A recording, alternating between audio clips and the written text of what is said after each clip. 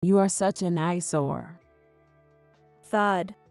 As my consciousness fades, I'm pushed by my mother, landing on my backside on the cold storage room floor. My mother looks down at me, unable to stand, and snorts in derision.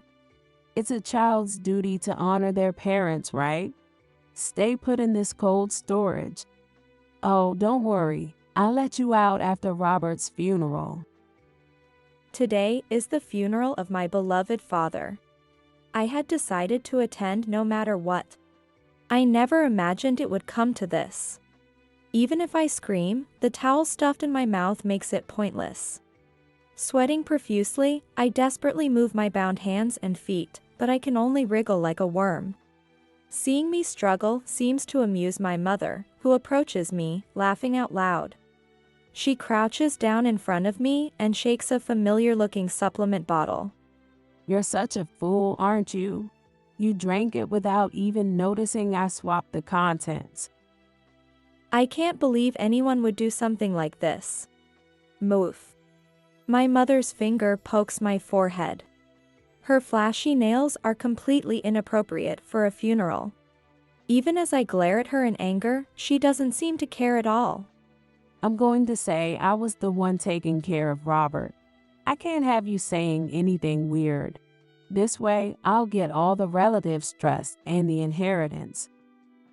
My mother laughs loudly as she leaves the storage room. I have no choice but to cry helplessly. On the cold, hard concrete, I drift into a sleep as deep as mud. It all started with a phone call. What? Dad had a stroke. I hurriedly finished up work and headed to the hospital. Even in the taxi on the way there, my heart was pounding faster than ever before. I had the driver drop me off right at the entrance and rushed into the hospital. The treatment seemed to be over, and my father was lying in bed, connected to many tubes.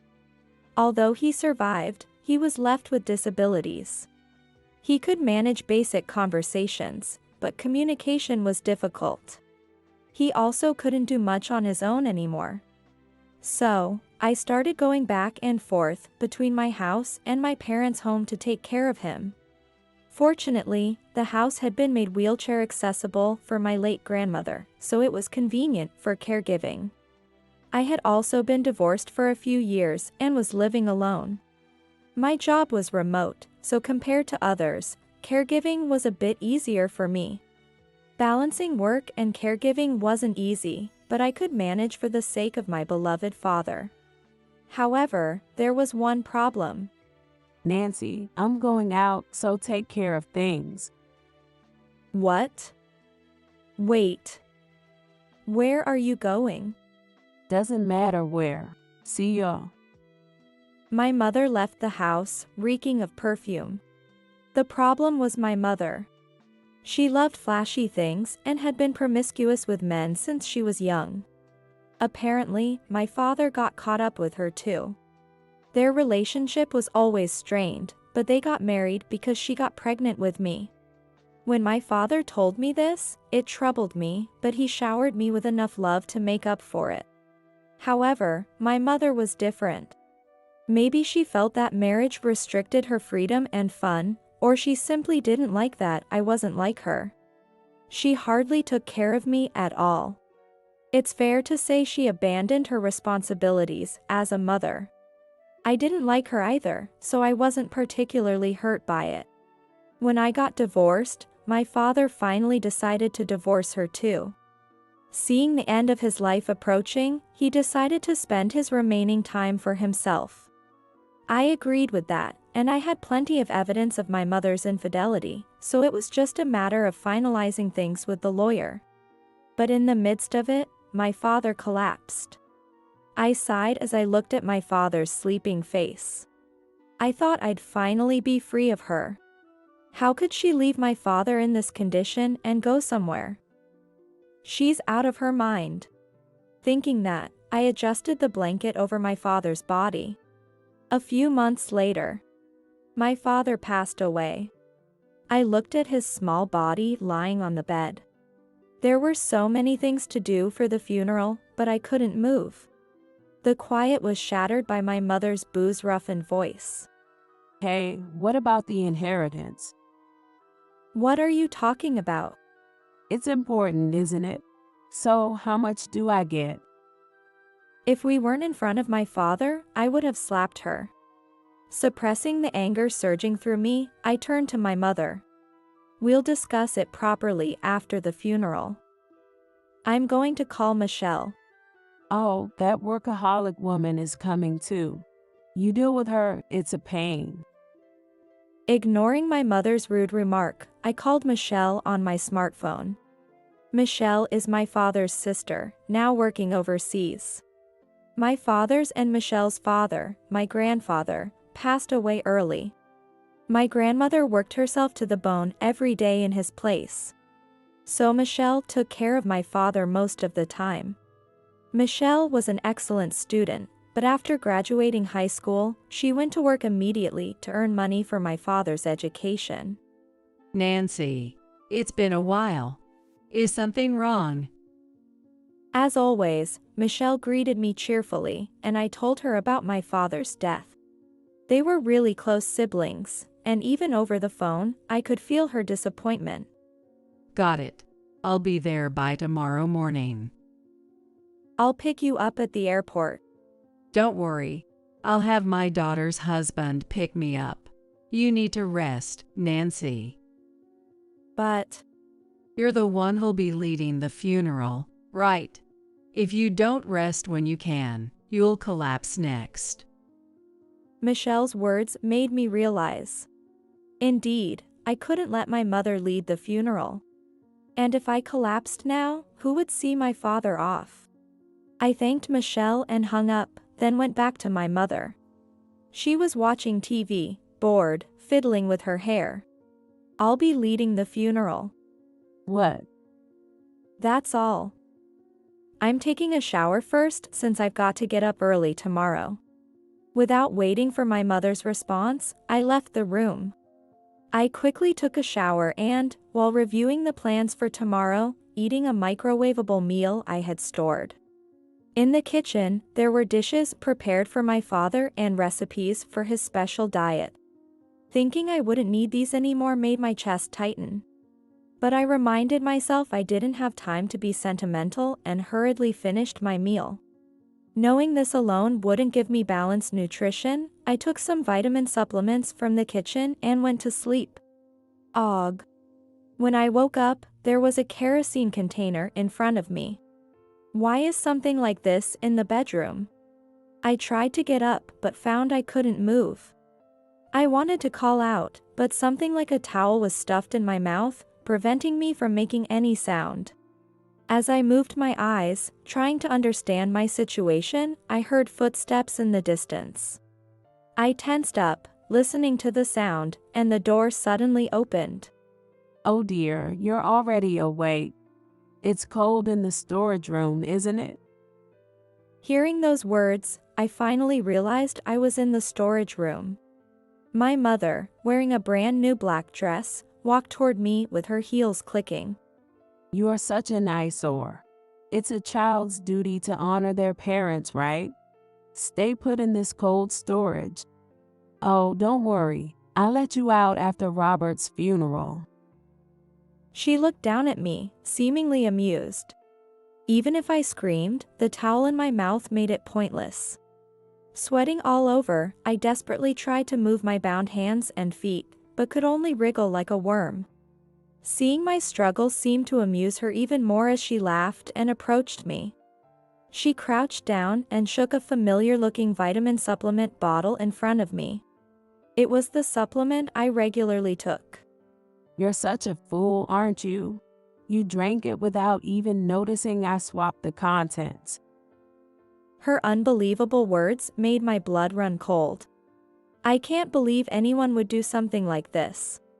Moof. The contents are the medicine Robert used. It has strong sedative effects, so you'll sleep soundly. She poked my forehead with her finger. Her flashy nails were completely inappropriate for a funeral. Even as I glared at her in anger, she didn't seem to care at all. I'm going to say I was the one taking care of Robert. I can't have you saying anything weird. This way, I'll get all the relatives stressed and the inheritance. Laughing loudly, my mother left the storage room. I had no choice but to cry helplessly. On the cold, hard concrete, I drifted into a sleep as deep as mud. Nancy, Nancy, can you hear me? Someone was shaking my shoulder, and I opened my eyes. There was a man with a relieved expression I didn't recognize. With his large hand, he removed the towel from my mouth. "Who are you?" I'm Michelle's daughter's husband. Nice to meet you. You're safe now. "I'm saved." Tears welled up again at that thought. He silently handed me a handkerchief. Seeing the prayer beads on his hand, I remembered something important. Oh no. My father's funeral. The service hasn't started yet. They're waiting for you. Let's go. He helped me into the car, and we headed to the funeral home. When we finally arrived, a shocking scene unfolded before me. I never thought she'd go this far. Michelle stood tall, looking down at my mother, who was sitting in Siza. For some reason, my mother was completely drenched. She was trembling, her face pale, looking down. Noticing my arrival, Michelle rushed over to me. She hugged me and gently rubbed my back. You must have been scared. I'm sorry for being late. No. But what happened here? Well, After locking me up, my mother had gone to the funeral home and introduced herself to the relatives as the host. But Michelle, who had called the previous day, found this suspicious and confronted her. At first, my mother dodged the questions, but as she couldn't remember any of the arrangements and couldn't contact me, Michelle pressed harder. When my mother continued to feign ignorance, Michelle poured a bucket of toy bugs, taken from her grandson, over her head. It was a bold move, typical of Michelle. Mistaking the realistic-looking toys for real bugs, my mother panicked, knocking over a vase and falling in the process. at that point, she confessed to locking you up. Well, with all the noise, everyone had gathered around, so she probably realized she couldn't escape. And now, Michelle stood tall once again in front of my mother. My mother shrank back, looking very uncomfortable. why did you do this? It's too late to lie now. My boyfriend had debts. I needed money. But if people knew our marriage was over, I wouldn't get anything. Hearing such a pitiful excuse, Michelle and I both slumped our shoulders. Soon, the sound of police sirens could be heard. Later, Nancy, why don't you take a break? I have some delicious cookies. really? Maybe I will take a break. I was living with Michelle. I sold my parents' house and rented a place near Michelle's daughter's family. Seeing how exhausted I was, Michelle had offered to stay in the States for a while. I thought it might be a burden, but after everything that happened, I was extremely grateful for her support. After that, I underwent a medical examination at the hospital. I was relieved to find there were no abnormalities, but soon after, I had to go through questioning at the police station. There, I recounted everything that had happened. The rope marks on my body and the footage from the security cameras my father had installed in the house served as evidence, leading to my mother's arrest. Apparently, she had enlisted the help of her lover when she locked me up, and that was also clearly captured on camera. I couldn't believe she brought her lover into the house we lived in, but she was someone who didn't understand common decency. To top it off, her lover was also married. Though we couldn't claim damages, we sent a certified letter to his wife. I'm sure they will end up divorcing too. As Michelle was preparing coffee, I brought up a concern. Hey, are you really sure about covering my living expenses? I got all of Dad's inheritance, so at least let me. How many times have we talked about this? It's fine. Use it for yourself. Thank you. Michelle smiled warmly. Despite everything that happened, her brightness helped me regain my spirits. As I savored the cookies she had made, memories from the funeral came back to me. By the way, why did you take your grandson's toy? It practically saved us, but... Oh, he loves bugs. And without that toy, he causes a ruckus.